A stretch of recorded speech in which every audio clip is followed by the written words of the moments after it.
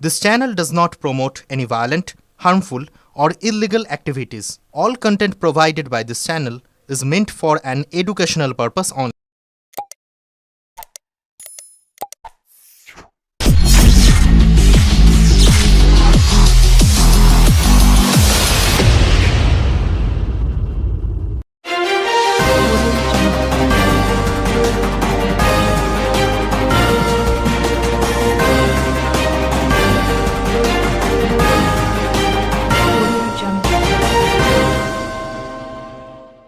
বছর ঘুরলেই রাজ্যে বিধানসভা নির্বাচন। সেই বিধানসভা নির্বাচনকে সামনে রেখে দলের মহিলা সংগঠনকে শক্তিশালী করার লক্ষ্যে কর্মী সভার আয়োজন করা হয়েছিল হরিপালে। আরামবাগ সাংগঠনিক জেলার মহিলা তৃণমূল সংগঠনের পক্ষ থেকে হরিপালের মারিয়ায় এই কর্মী সভার আয়োজন। সেখানেই প্রধান বক্তা হিসেবে উপস্থিত ছিলেন রাজ্যের অর্থমন্ত্রী চন্দ্রিমা ভট্টাচার্য। এছাড়া উপস্থিত ছিলেন রাজ্যের মন্ত্রী বেচারাম মান্না, আরামবাগের সাংসদ মিতালি বাগ সহ তৃণমূলের নেতৃত্বরা। ভিন রাজ্যে বাংলা বললেই বাংলাদেশিদের পুশব্যাক। চন্দ্রিমা বলেন, বাংলা ভাষাভাষী তারাও যদি ভিন রাজ্যে যায়, সংবিধানের যে রাইট টু মুভমেন্ট আছে, অর্থাৎ যাওয়ার যে অধিকার রয়েছে, সেই অধিকার খর্ব করা হয়। সুপ্রিম কোর্ট বলেছে এটা কেন হচ্ছে এবং তথ্য চেয়েছে। কংগ্রেসের সদর দপ্তরে বিজেপির হামলা প্রসঙ্গে চন্দ্রিমা বলেন, কোনো দলেরই কোনো কর্মীর এইরকম ঔদ্ধত্য মানুষ পছন্দ করে না, হওয়া উচিত নয়। যে গেছে তিনি কংগ্রেসই করতেন, তিনি আগে কংগ্রেসই থাকছিলেন, এখন তিনি অন্য দল করছেন, যদিও সেটা তার ইচ্ছার বিষয়, কিন্তু এই ধরনের ঘটনা কোনো দলেরই উচিত নয়। আরএসএস প্রধান মোহন ভাগবত পরিবার পরিকল্পনা করে দিয়েছেন এবং নিদান দিয়েছেন 3 সন্তানের বেশি নয়। চন্দ্রিমা বলেন, তিনি তার কথা বলেছেন, এ নিয়ে আমি কিছু বলবো না। উনি রবীন্দ্রনাথের ভাষা বলেছেন, তার চেতনা হয়েছে। কে মানবে কে মানবে না সেটা তাদের বিষয়, কারণ বিজেপিকে কন্ট্রোল করে আরএসএস। এসআইআর প্রসঙ্গে বলেন, এসআইআর নিয়ে অবশ্য রাজনীতি করছে। বিহারে 65 লক্ষ ভোটার বাদ দিয়েছে। কেউ যখন ভোটার লিস্টে নাম তুলতে যায় তখন তাকে লিখিত তথ্য দিতে হয়, তারপরেই কেটে দিচ্ছে। ভোটার লিস্ট থেকে নাম কাটার আগে একটা শুনানি দিতে হয়, সেই শুনানি কেউ দিচ্ছে না। কেন কাটছে, কি জন্য কাটছে? এর ফলে রাজনৈতিক শিকার হতে হচ্ছে সাধারণ মানুষকে। নিরপেক্ষ সংস্থার ওপর করাত্মক করবার চেষ্টা চলছে বারে বারে। সব নিরপেক্ষ সংস্থাকে নিজেদের এখতিয়ারের মধ্যে আনতে চায় কেন্দ্র সরকার। আমরা তার তীব্র নিন্দা জানাই। নির্বাচন কমিশন জেলা শাসকদের চিঠি পাঠাচ্ছে, এআরও বা আরওদের তাদের শাস্তির মুখে পড়তে হবে। হতে পারে, চন্দ্রিমা বলেন, নির্বাচিত সরকার যেখানে রয়েছে সেখানে নির্বাচন ঘোষণা হওয়ার আগেই এ ধরনের কথা তাদের মুখে মানায় না। মঞ্চে বক্তব্য রাখতে গিয়ে চন্দ্রিমা বলেন, এসআইআর আমরা করতে দেব না। এসআইআর এর নামে ভোটাধিকার কেড়ে নেবে, এটা হচ্ছেটা কি?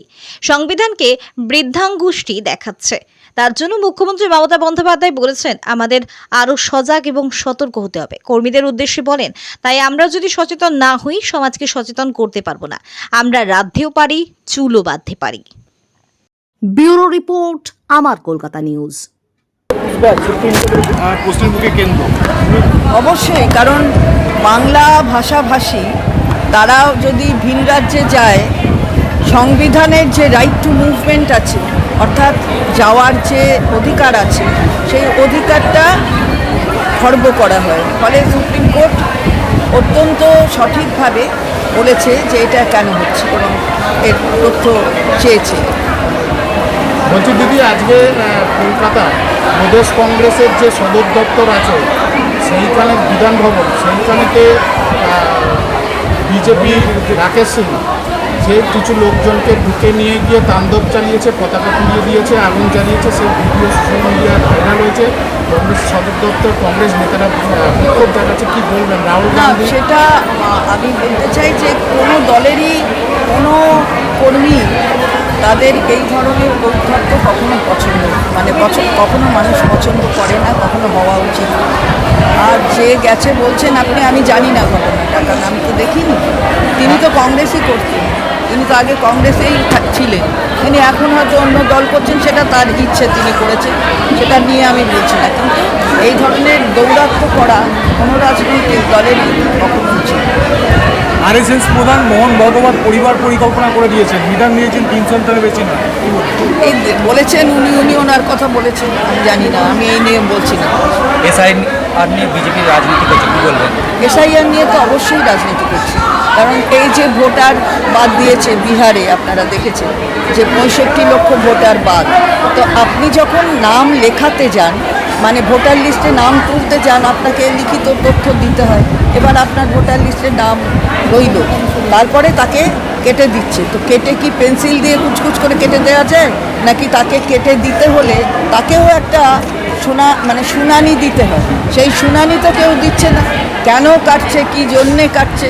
ফলে স্বাভাবিকভাবে এগুলো রাজনৈতিক শিকার হতে হচ্ছে সাধারণ মানুষকে, আর নিরপেক্ষ সংস্থাকে তার উপরে করায়ত্ত করবার যে ঘৃণ্য প্রচেষ্টা বারে বারে আমরা দেখি। সব নিরপেক্ষ সংস্থাকে নিজেদের এখতিয়ারের মধ্যে নিয়ে আসতে চায় কেন্দ্রের সরকার। আমরা তার তীব্র বিরোধিতা। বলছি দিদি, এই ড্রাগ কন্ট্রোলের পরীক্ষায় আবারও 151টি ওষুধ নমুনার যে পরীক্ষা হয়, সেই পরীক্ষাতে ফেল করেছে। কী বলবেন বিষয়টা? বলার ব্যাপার নেই তো কিছু, ড্রাগ কন্ট্রোল তার কাজ করছে, এটি প্রশ্নের কাছে সেটাকে ওরা চিহ্নিত করছে। ভাষা ভাষা বিতর্ক নিয়ে মোহন বলেছেন যে এটা ঠিক নয়, কিন্তু আরএসএস বিজেপি কি মানছে ব্যাপারটা? না জানি, উনি রবীন্দ্রনাথের ভাষা বলেছেন, উনি ওনার এই চেতনা হয়েছে, আমরা দেখছি চেতনায় জাগ্রত হয়েছে। কে মানবে কি মানবে না সেটা ওরা বলতে পারে, কারণ কন্ট্রোল তো বিজেপিকে আরএসএস করে, আরএসএস তো কন্ট্রোল করে, তাহলে সেটা বলুক, ওরা বলুক। চেতনা জাগ্রত হয়েছে। বিরোধী কমিশন জেলা শাসকদের চিঠি পাঠাচ্ছে, এআরও বা আমাদের শাস্তির মুখে পড়তে পারে, হতে পারে ইচ্ছা। আমি তো বলছি যে এই ধরনের এক নির্বাচিত সরকার যেখানে রয়েছে, সেখানে যে নির্বাচন ঘোষণা হওয়ার আগেই এই ধরনের কথা কোনো নিরপেক্ষ সংস্থার মুখে মানায় না।